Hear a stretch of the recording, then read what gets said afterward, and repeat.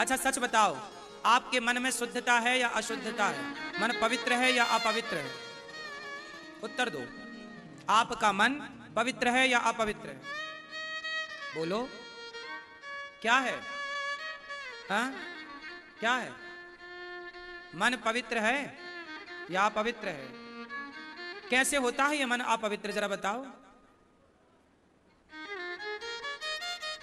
मन अपवित्र कैसे होता है? सुनो, जब आप किसी के धन को देखकर दुखी हो जाते हैं कि यार उसके पास तो बहुत पैसा है, वो तो बहुत सफल हो गया।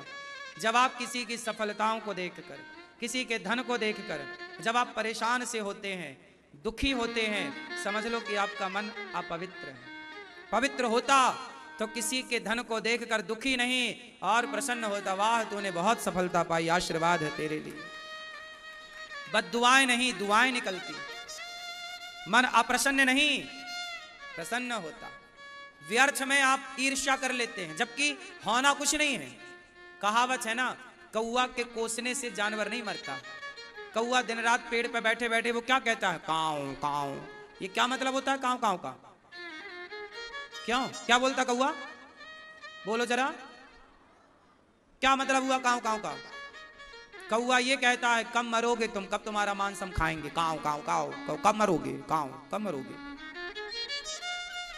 कौआ जिसे भी देखता है काऊ काऊ करता, मतलब कब मरोगे, हम तुम्हारा कब खाएंगे मांस। तो कौआ कोसता है सबको। कौआ सबको क्या करता है? बोलो, सबको को। इसलिए आदमी कौआ को देख के उड़ा देता, चल यहां बैठा है। इसलिए कौआ का काऊ काऊ नहीं सुनते लोग, क्योंकि वो कोसता है। वो ये कहता है कि कब मरोगे। तुम्हारे घर में यदि गाय है, भैंस है, तो वो उसे देख के गाय भैंस को काऊ काऊ करता, मतलब ये कब मरेगी और कब हम इसका मांस खाएंगे। कोसता। लेकिन कहावत कहते हैं कि कौआ के कोसने से जानवर नहीं मरता। बात समझ में आई? किसी के कुछ कहने से कुछ होता नहीं है, लेकिन कह के आप पाप के भागी तो बन जाते हो। तो मन पवित्र रखिएगा, किसी को कोसिए मत, किसी को बद्दुआएं ना दीजिए। कहीं दूसरे के बारे में बुरा सोचते सोचते खुद का बुरा ना हो जाए। जब आप बुरा बुरा बुरा बुरा सोचेंगे ना, तो सामने वाले का होगा या नहीं, तुम्हारा जरूर हो जाएगा। कभी मत मन को गंदा करिए, किसी को देखिए मत। समाज में सबकी प्रसन्नता चाहो, सबका भला हो। हम भारतीय लोग हैं, हम क्या कहते हैं? हे भगवान सबका भला हो, सर्वे भवन्तु सुखिनः। केवल हमारा भला हो नहीं, सबका। हम भी खाएं, तुम भी खाओ। हम भी हंसें, तुम भी हंसो। हमारे पास भी गाड़ी हो, तुम्हारे पास भी गाड़ी हो। हमारे पास भी घर हो, तुम्हारे पास भी घर हो। सब सुखी रहें। मन अपवित्र कब होता है? जब आप किसी पराई स्त्री को गंदी नजरों से देखते हैं। बार बार किसी स्त्री में, पुरुष में जा रहा है मन, मतलब तुम्हारा मन गंदा है। ये गंदे मन की हम पहचान बता रहे हैं। और पवित्र मन कैसा होगा? जहां जाएगा, जिस स्त्री को देखेगा, इस भाव से देखेगा, वाह हमारी लक्ष्मी माँ, हमारी राधा रानी इतनी ही सुंदर हैं जितनी सुंदर ये इस रूप में राधा रानी है। हर बच्चे को राम के रूप में देख लो, हर स्त्री को सीता और राधा के रूप में देख लो, लक्ष्मी के रूप में देख लो, माँ के रूप में देख लो, बहन और बेटी के रूप में देख लो। देखना ही तो है। वैसे भी तुम गलत नजरिए से देख रहे हो, पर कर क्या पाओगे? तो क्यों अपनी नजरों को गंदा करना और क्यों अपने को पाप का भागीदार बनाना? तो पवित्रता से देख लो। जब आंखें पवित्र होंगी तो मन भी पवित्र होगा। आंखें ही पवित्र नहीं है तो भला मन कैसे शुद्ध होगा? मन को पवित्र करना बहुत कठिन है आज के युग में। पहले के लोगों का मन बहुत पवित्र था। पहले के लोगों का मन बहुत पवित्र था।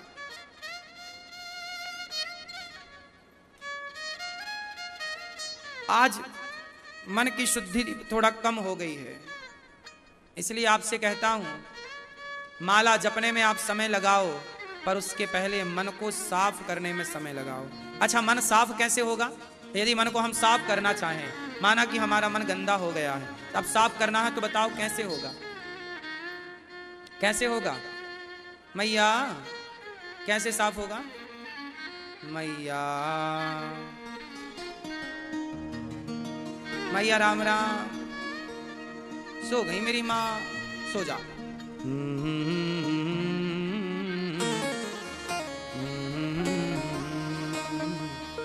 जू जू जू जू जू।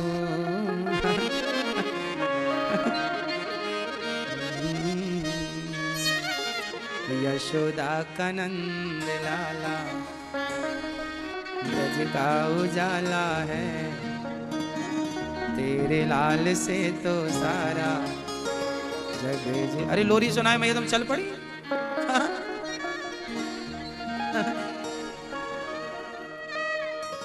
नींद आए तो बता देना, हमने आपके लिए लोरी तैयार कर ली है।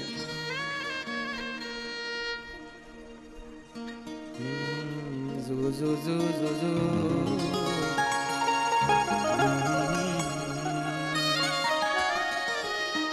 मन को शुद्ध करना है तो क्या करें? आप बताओ सब लोग हमें, कैसे हम मन को शुद्ध करें बताओ? क्यों मैया आप बताओ हैं? कैसे लगे? क्यों? मन को शुद्ध करना हो तो क्या करें? क्या उपाय है आपके पास? दादाजी भैया बताएंगे, मैया और भैया आप दोनों बताओ। आप बताओ कैसे मन साफ करें? मैया बताओ। मेरी माँ नहीं बताएंगी आप? गुस्सा है क्या? कैसे मन साफ करें आप बताओ? हाँ, कैसे मन साफ करें बताओ? मन को साफ करना हो तो 3 चीजों पे कंट्रोल। किस किस पर? आंखों पर कंट्रोल करो, सब कुछ नहीं देखेंगे। कानों पर कंट्रोल करो, सब कुछ नहीं सुनेंगे। जिह्वा पे कंट्रोल करो, सब कुछ नहीं बोलेंगे। क्या बोलेंगे? भगवान का नाम, भगवान की कथा, अच्छी बातें। क्या सुनेंगे? भगवान की कथा सुनेंगे, अच्छी बातें सुनेंगे। क्या देखेंगे? भगवान के चरण देखेंगे, भगवान का स्वरूप देखेंगे और अच्छी चीजें देखेंगे। यदि आपने अपने आंखों पर, कान पर और जिह्वा पर कंट्रोल कर लिया तो आपका मन अपने आप निर्मल हो जाएगा, शुद्ध हो जाएगा। मन गंदा होता इन 3 जगह से है। या तो देखने से मन में दोष आता है, हाँ या ना? आप किसी को देखेंगे ना तो फिर नहीं लोग कहते पलट पलट के देखते हैं। सामने वाली खिड़की में एक चांद का टुकड़ा रहता है, तो चांद का टुकड़ा का सपना आया कहां से? आंखों से। दूसरा, मुन्नी बदनाम हुई, कहां से हो गई? कान से। सुना मुन्नी के बारे में? शीला की जवानी, कहां से सुना? बोलो। ब्लू है पानी पानी, कहां से सुना? आंखों से देखा सामने वाली खिड़की में और सुना मुन्नी बदनाम हुई। ठीक है, तो क्या होगा? ये सब चीजें कहां से आ रही हैं? मन की गंदगी, मन में गंदगी भर कहां से रही है? या तो आंखों से, या तो कानों से, और तीसरा मुंह से। मुंह से आप बोलते रहते हैं। आज के लड़के गाना गाते हैं, आजकल के लड़के गाना गाते हैं। क्या गाते हैं जानते हैं?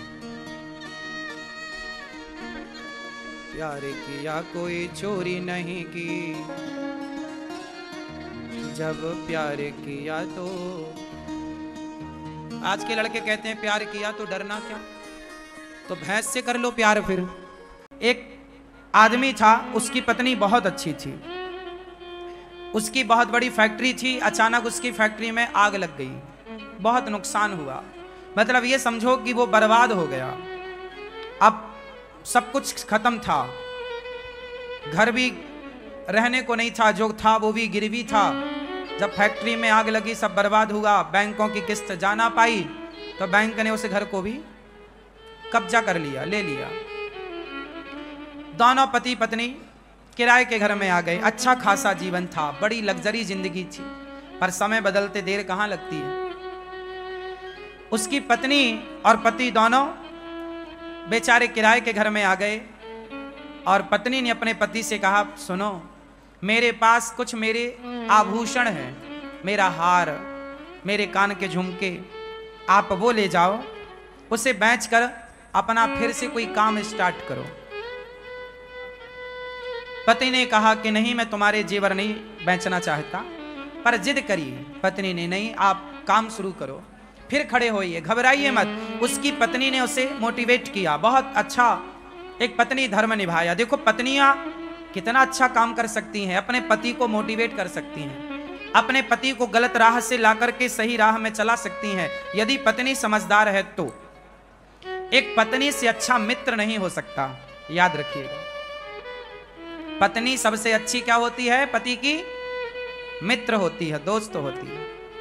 एक पति से अच्छा दोस्त नहीं हो सकता, एक पत्नी से अच्छा दोस्त नहीं हो सकता, एक पत्नी से अच्छा आपका शुभ चिंतक नहीं हो सकता। मां के बाद यदि आपका शुभ चिंतक कोई है तो आपकी पत्नी है। उस पत्नी ने, बेचारी ने, अपने सारे आभूषण पति को दिए, जबकि पत्नियां अपने आभूषणों को बहुत प्यार करती हैं, वो अपने पति को भी हाथ नहीं लगाने देती आभूषणों में। लेकिन उस स्त्री ने अपने सारे आभूषण बेच दिए और पति को पैसा दिया कि ये लो आप पैसा, आप अपना काम स्टार्ट करो। उसके पति ने फिर जो फैक्ट्री में नुकसान हुआ, अब उसे फिर छोटे रूप से शुरू किया। अनुभव तो था ही काम का, छोटे रूप से स्टार्ट किया। करते करते करते वो बहुत बड़ा उद्योगपति हो गया। फिर करोड़ों की संपत्ति उसने जोड़ी, फिर बड़ा कारोबार, जितना नुकसान हुआ उससे कई गुना अब उसे प्रॉफिट हो गया। बहुत समय बीत गया। एक दिन उसने क्या देखा कि उसके जो स्टाफ है, काम करने वाले लोग, कार्यकर्ता, एक लड़की, एक सुंदर सी लड़की इंटरव्यू देने आई और वो इंटरव्यू दे करके पास हो गई। अब वो लड़की वहां पे उस फैक्ट्री के मालिक के आसपास वो लड़की रहने लग गई, काम करती। वो काम धाम तो कुछ करती नहीं, बस अपने उस फैक्ट्री के मालिक को घूरती रहती। वो आई ही थी एक अलग उद्देश्य से। आपको पता है आजकल मार्केट में इन चीजों से बचना चाहिए। आजकल लूटने का, आपको बर्बाद करने का षड्यंत्र बहुत बड़ा हो सकता है, आपकी समझ से परे हो सकता है। अब वो आदमी जो था फैक्ट्री का मालिक, जो बढ़िया कमा खा रहा था, खुश था, 100-200 लोगों की दाल रोटी उसकी फैक्ट्री से चल रही थी, सब चल रहा था ठीक। तभी वो लड़की उसके यहाँ काम में आई और बस बहुत सुंदर तो थी ही वो दिन भर उसी को देखती। और पुरुष, वो आदमी भी उसमें धीरे धीरे आकर्षित होने लगा। एक दिन ऐसा आया, दोनों कॉफी में चले गए, अर्थात कॉफी पी रहे हैं, साथ में चाय पी रहे हैं, साथ में रहने लग गए। ऐसा करते करते वो लड़की इतने करीब आ गई उस फैक्ट्री के मालिक के उस लड़की ने कहा कि अब अपन शादी कर लेते हैं। दोनों में बड़ा, आज की भाषा में, प्यार व्यार हो गया, इलू इलू हो गया दोनों का। दोनों साथ में रहने लग गए। उसके पति ने, मतलब वो फैक्ट्री के मालिक ने बोला कि मैं तुमसे शादी नहीं कर सकता क्योंकि मेरी पत्नी ऑलरेडी है, मैं शादीशुदा हूं। उसने कहा कोई फर्क नहीं पड़ता, तुम अपनी पत्नी को तलाक दे दो। अब इस लड़की ने इस तरह से चंगुल में फंसा लिया कि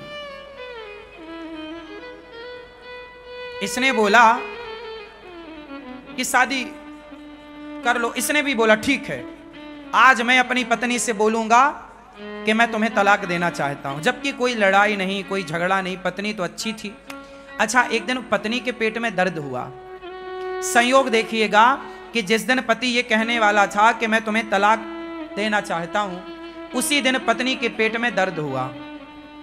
तो वो बगल के डॉक्टर के पास दिखाने चली गई और जब वहां पर चेकअप हुआ उसका, तो डॉक्टर ने बताया कि आपको तो ब्लड कैंसर है। उस स्त्री को क्या निकला? कैंसर। डॉक्टर ने बताया कि 7 दिन बाद आपकी मृत्यु हो जाएगी। इसका कोई इलाज नहीं है। अब वो बेचारी पत्नी, उसका एक छोटा बच्चा भी था, वो घर आई। अब सोचिए जैसे ये पता लग जाए कि मुझे 7 दिन में मरना है। वो बेचारी अब पति का इंतजार कर रही थी कि आज पति आए और मैं बताऊं कि अब मैं 7 दिन की हूं। आप अपने लिए कोई एक नया जीवन साथी ढूंढ लीजिएगा। वो पत्नी ये चाहती थी कि मेरा पति मेरे बाद परेशान ना हो, मेरा बच्चा छोटा हो है, इसके लिए कोई परवरिश करने वाली एक माँ तो चाहिए इसे। अब तो मैं मर ही जाऊंगी। वो बेचारी अपने पति का इंतजार कर रही थी कि तभी पति आया गुस्से में। और चूंकि उस पति को तो उसने पाठ पढ़ा ही रखा था कि तुम्हें आज ये बोलना है कि तलाक देना चाहता हूं। पति आया। रोज तो अपना जूता जब उतारता था तो पत्नी आती थी, पत्नी अपने हाथ से उसके जूते मोजे उतारती, अपने हाथ से पानी देती, उसका बैग लेती। रोज की तरह पत्नी आई, पर आज उसने गुस्से में अलग जाकर बैठ गया और बोला, सुनो अब हम तुम्हें तलाक देना चाहते हैं। पत्नी कुछ कहना चाहती थी कि मुझे कैंसर है, मैं मरने वाली हूं। तभी पति ने कह दिया कि मैं तुम्हें तलाक देना चाहता हूं। पत्नी ने बहुत समझदारी का परिचय दिया और पत्नी ने पति से अपना हाल कुछ भी नहीं कहा। अब वो चिड़चिड़ाने लग गया, गुस्से में आ गया, क्योंकि उसका मन कहीं और लग चुका था। पत्नी ने कुछ जवाब नहीं दिया। पत्नी ने कहा, अच्छा ठीक है, आप मेरे से तलाक लेना चाहते हैं? हाँ, मैं 7 दिन बाद आपको तलाक दूंगी। मैं आपको 7 दिन बाद तलाक दूंगी, परंतु आप मुझे इन 7 दिनों में जैसे पहले प्रेम करते थे उसी प्यार से आप मुझे 7 दिन रखेंगे। 7 दिन बाद मैं आपको तलाक दूंगी। पति को लगा ये तो बहुत सस्ता है। उसे तो लगा ये कोई अपना हिस्सा मांगेगी, पैसा मांगेगी, प्रॉपर्टी मांगेगी, पर उसने तो कुछ भी नहीं। उसने कहा मुझे कुछ नहीं चाहिए, केवल आप मुझे 7 दिन खूब प्यार कीजिए, रोज अपने पास बिठाइए, मेरे पास आकर बैठिए, मेरे साथ खाइए, नाश्ता मेरे संग कीजिए, भोजन मेरे साथ कीजिए, रात्रि को प्रेम पूर्वक हम दोनों पार्क में घूमेंगे और आप हमारे साथ रहेंगे। आप हमारे लिए वैसी ही बातें करेंगे 7 दिन जैसे शादी के बाद आप हमसे करते थे। पति को लगा, अच्छा पति को नहीं पता था कि ये केवल 7 दिनों की है, लेकिन अब पत्नी को पता था कि अब चलो मैं तो 7 दिन की हूं पर इन्हें तलाक देना है, कोई बात नहीं। अब सोचिए उस स्त्री का दिल कितना बड़ा रहा होगा। कोई और होती तो भड़क जाती, पर उस स्त्री ने कोई जवाब नहीं दिया। एक दिन बीता, उसके पति ने भी खूब प्यार दिया उसे, बनावटी प्यार था अब तो, पर किया। रोज उसके साथ अच्छे से खाता पीता, चलता फिरता, टहलता, हंसता, सब बढ़िया। 7 दिन, 1 दिन, 2 दिन, 3, 4, 5, 6, आज 7वां दिन था, आखिरी। आज पत्नी ने अपने पति की आरती उतारी, उसके माथे पर तिलक किया और आज उसे उसके काम के लिए भेजा जहां वो फैक्ट्री रोज जाता था। और जब उसका पति आज घर से गया ना, तो उसके मन में विचार आया कि मेरी पत्नी देखो मेरे से कितना प्यार करती है। मैंने कहा कि मुझे तलाक चाहिए, तो उसने मेरे खातिर कि यदि मैं खुश हूं तो मेरी खुशी के लिए वो तलाक भी देने को तैयार हो गई। अब बताइए इससे बड़ा प्रेम क्या होगा। यदि पति तलाक चाहता है तो पति की प्रसन्नता के लिए वो तलाक देने को तैयार है। वो मेरे लिए, मैंने तलाक का बोला फिर भी वो मेरे से प्यार करती है। और ये जो लड़की मुझे मिली है ये तो मेरी दौलत की भूखी है। मेरी पत्नी ने तो अपने जेवर बेचकर मेरा ये कारोबार खड़ा किया। मेरी पत्नी मेरे सुख में मेरे दुख में सदा रही है। आज मेरी पत्नी ने कितना साथ दिया आज तक, और मैं किसी एक लड़की, एक स्त्री के चक्कर में आकर एक सुंदर पत्नी का, एक पतिव्रता नारी का मैं त्याग कर रहा हूं। लो भैया, अचानक भगवत कृपा देखो, उस आदमी का हृदय परिवर्तन हो गया बिना कुछ के। याद रखिएगा, ईश्वर न्याय करते हैं, ईश्वर न्याय करते हैं। उसका हृदय बदल गया और वो आज सारा काम छोड़कर ऑफिस का, दिन को ही भागा घर की ओर के मैं अपनी पत्नी से माफी मांगूंगा, सॉरी बोलूंगा कि मैं तो जो तलाक का बोला मैं मजाक कर रहा था। उस लड़की को उसने अपने दफ्तर से हटाया काम से निकाला, उसके चक्कर में उसने कहा कि मेरी पत्नी के गालों में झुर्रियां पड़ गई हैं, ये लड़की जो मुझे मिली है ये बड़ी सुंदर है, मैं इस सुंदरता के कारण इस पे मर रहा था, जबकि मेरी पत्नी ने मेरा कितना साथ दिया। संसार की चमक दमक सुंदरता पे नहीं लट्टू होना चाहिए। आपकी पत्नी आपकी जीवन संगनी है, उसे छोड़कर पराई स्त्री के बारे में सोचना पाप है। चमड़ी का मोह, चमड़ी से इतना प्यार ना करना, चमड़ी कितने गुलाम ना हो जाना कि आप उस चमड़ी के चक्कर में सारे गलत काम करने लग जाओ। वो आदमी फैक्ट्री का मालिक दौड़ा दौड़ा घर गया। जैसे ही घर पहुंचा तो दरवाजा खुले थे। घर के अंदर प्रवेश किया, आवाज लगाया उसने अपनी पत्नी को, पर पत्नी ने कहीं से कोई रिस्पांस नहीं दिया, कोई आवाज नहीं आई लौटकर। वो सोचा रसोई में होगी, रसोई में पत्नी नहीं, यहां होगी वहां होगी, सारी जगह देखा, उसकी पत्नी थी ही नहीं। तब वो अपनी पत्नी के कमरे में गया ऊपर, और जब कमरे में जाकर देखा तो उसकी पत्नी बिस्तर पर पड़ी हुई थी और बगल में एक कागज था। वो कागज में कुछ लिखा था।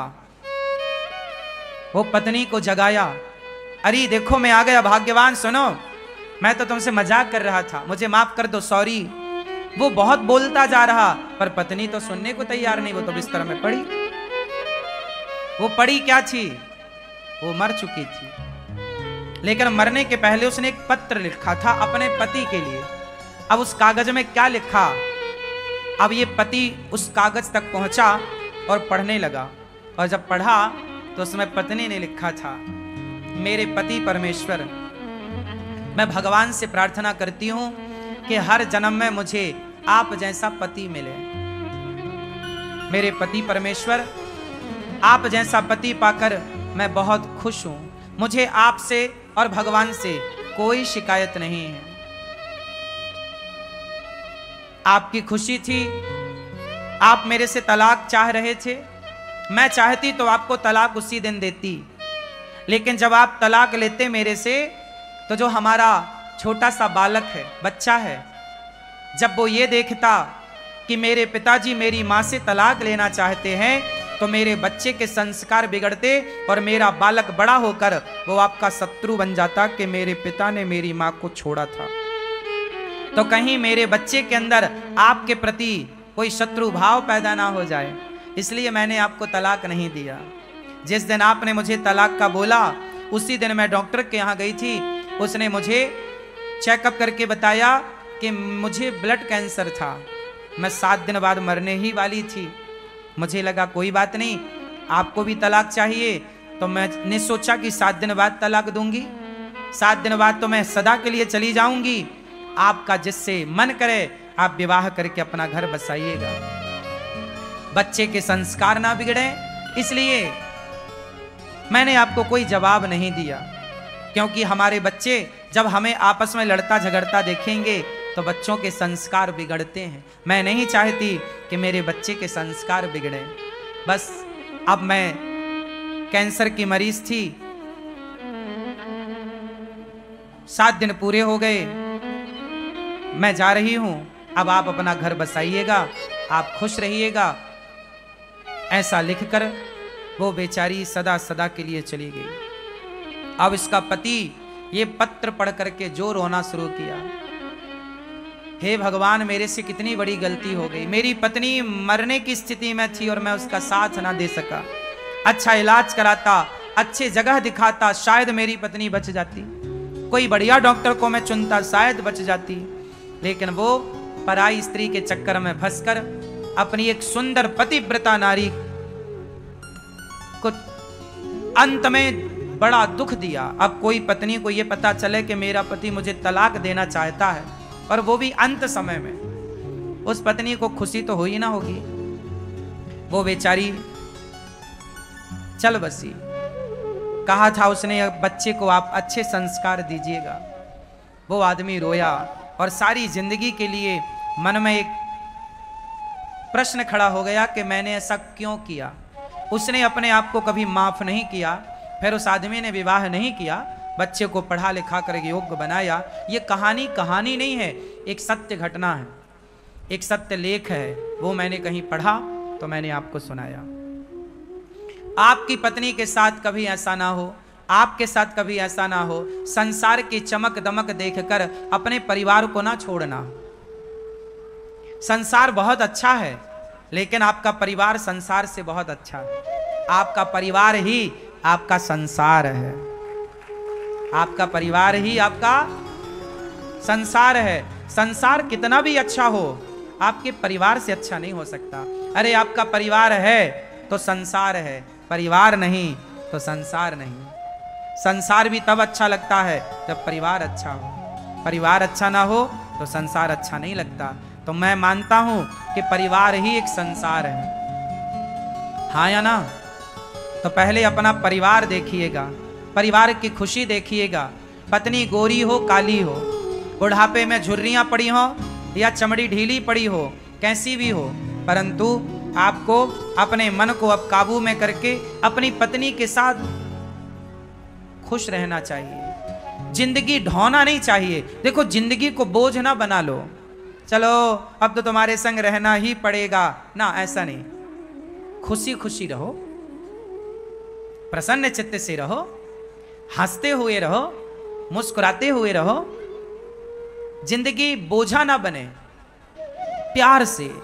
और ये तब होगा जब आप रिश्तों की कीमत समझेंगे। एक बात बताएं, आज एक सच्ची बात बताएं, आजकल ना लोग रिश्तों की कीमत नहीं समझते। यदि रिश्तों की कीमत समझते लोग तो बात बात में पत्नियां या पति तलाक ना देते या लेते, तलाक ना होता ना। आज हमारे देश में 40-50% तलाक हो रहे हैं। शादी होती हैं, तलाक हो जाता। क्यों? क्योंकि आज रिश्तों की कोई अहमियत नहीं बची, रिश्तों में समर्पण नहीं रहा। आज तो केवल चमड़ी की भूख है साहब। आजकल पत्नियां भी लोग क्यों चाहते हैं? केवल चमड़ी की भूख मिटाने के लिए। शादियां भी आजकल केवल वासनाओं के लिए हो रही हैं। विवाह का असली उद्देश्य लोग भूल चुके हैं। रिश्ते क्या होते हैं? रिश्तों की कीमत क्या? मां की अहमियत क्या है? पिता की अहमियत क्या है? पिता होना क्यों आवश्यक है? पति होना क्यों जरूरी है? पत्नी की क्या अहमियत है? रिश्तों में एक दूसरे का सम्मान करना होता है, एक दूसरे को रिस्पेक्ट देना होता है, एक दूसरे का आदर करना होता है, एक दूसरे को नीचा दिखाना नहीं होता। हम अपनी पत्नी का सम्मान करते हैं तो पत्नी भी हमारा सम्मान करती है। हम अपनी पत्नी पर विश्वास करते हैं तो पत्नी भी हम पर विश्वास करती है। हम अपनी पत्नी को अच्छे से बात करते हैं तो वो भी हमसे अच्छे से बात करती है। हम अपनी पत्नी से कुछ चाहते नहीं हैं तो वो भी हमसे कुछ नहीं चाहती। रिश्तों में चाह ना हो, हमें आपसे कुछ चाहिए, आपको हमसे कुछ चाहिए, तो ये तो व्यापार हो गया। और रिश्तों में व्यापार थोड़ी चलता है, प्यार हो। क्या हो? एक दूसरे का ख्याल हो। हम आपका ख्याल रखें, आप हमारा ख्याल रखें। सोचिए, रिश्ते इतने महत्वपूर्ण हैं कि भगवान भी आते हैं संसार में तो रिश्तों में रहते हैं, हाँ या ना? भगवान राम आए, भगवान कृष्ण आए तो वो भी रिश्तों में रहे, हाँ या ना? राम की 3 माँ हैं। 3 माँ में एक सौतेली माँ ने बोला कि राम तुम वनवास जाओ, मेरा बेटा राजा बनेगा। तो राम अपने रिश्तों को इस तरह निभाते हैं कि माँ भले सौतेली माँ हो पर है तो माँ। उस सौतेली का भी आदर किया और माँ के कहने से वनवास चल पड़े। कौन बेटा जाएगा सौतेली माँ के कहने से वनवास? ये रिश्तों का सम्मान ही तो किया राम ने। माँ की बात तो मानी। पत्नी ने जिद करी कि मैं आपके साथ वनवास चलूंगी, समझाया कि बहुत कष्ट होगा, जिद करी, पत्नी का साथ नहीं छोड़ा राम ने। जंगल गए तो पत्नी को साथ लेकर गए। पत्नी आपकी जिम्मेदारी है, याद रखिए। जितने पुरुष बैठे हैं ध्यान से सुने, आपकी पत्नी आपकी जिम्मेदारी है। आपकी पत्नी आपके पिता और आपकी माँ की जिम्मेदारी नहीं है, आपकी जिम्मेदारी है। जहां आप रहिए वहां अपनी पत्नी को रखिए, और जहां माँ रहे वहां आप रहिए, जहां पिता रहे वहां आप रहिए। पर राम माता पिता को संग नहीं ले जा सकते थे तो नहीं ले गए, पत्नी को ले जा सकते थे, पत्नी को ले गए। राम पत्नी को लेकर गए। और पत्नी को एक रावण नाम का दुष्ट व्यक्ति चुरा कर ले गया, तो अपनी पत्नी के लिए राम ने जंगल में एक सेना तैयार कर ली, बिना खंबे का सेतु बना लिया। किसके लिए? बोलो। राम की शत्रुता रावण से नहीं थी। राम रावण को शत्रु नहीं मानते थे। राम ने रावण को इसलिए नहीं मारा कि तुमने मेरी पत्नी का अपहरण कर लिया। राम ने रावण को इसलिए मारा कि रावण भक्तों पर अत्याचार करता था। साथ ही रावण ने वो काम किया जो उसे नहीं करना चाहिए। कौन सा काम? एक स्त्री को उसकी मर्जी के खिलाफ उसके साथ व्यवहार करना, यह राम को मंजूर नहीं था। अपनी पत्नी को सम्मान के साथ वापस लाए। राम रावण को मारकर नारी के लिए, अपनी पत्नी के लिए रावण जैसी ताकत से लड़ना पड़ा, तो राम जी लड़े हैं। किसके लिए? पत्नी के लिए। राम की दो जिम्मेदारी थी, एक पत्नी और एक भक्त। भक्त विभीषण को लात मार के निकाला रावण ने, राम ने नाश कर दिया। इसलिए पत्नी का आदर करिए। पत्नी आपकी जिम्मेदारी है, माता पिता हमारी जिम्मेदारी है। एक पुरुष की जिम्मेदारी, लोग कहते हैं स्त्रियों की जिम्मेदारी ज्यादा होती है, माय का पक्ष ससुराल पक्ष। हाँ, बात सही है, स्त्रियों की जिम्मेदारी ज्यादा है, पर स्त्रियों से भी ज्यादा यदि माने तो पुरुष की जिम्मेदारी है। क्यों? क्योंकि पुरुष, स्त्री की एक जिम्मेदारी है पति की सेवा करना, पर पुरुष की जिम्मेदारी है कि पत्नी का भी ख्याल रखना, बच्चों का भी ख्याल रखना और माता पिता का भी ख्याल रखना। पुरुष की जिम्मेदारियां, आजकल का मर्द अपनी जिम्मेदारी समझ कहां रहा है। वो तो केवल अपनी पत्नी को जिम्मेदारी मानता है, माता को नहीं, पिता को नहीं। भाई, पुरुष का मतलब ये नहीं है कि आप एक, देखो, एक नाव जो है ना, नाव में दो किनारे होते हैं, हाँ या ना?